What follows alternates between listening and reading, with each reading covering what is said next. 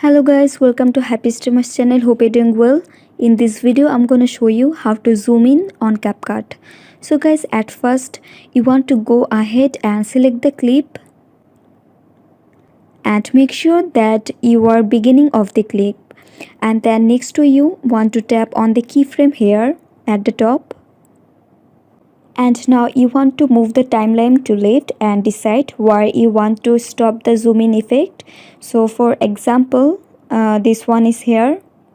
And now using your finger and zoom in like this. And then that will add a new frame on the timeline. So now the zoom effect has been applied to the clip.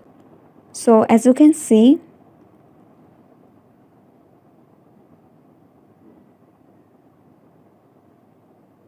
the clip is being zoomed after reaching that point. So guys, that's it. That's how you can do it. So guys, I hope this video was helpful to you. If it was, then please give a thumbs up and hit the subscribe button. And thanks for watching the video.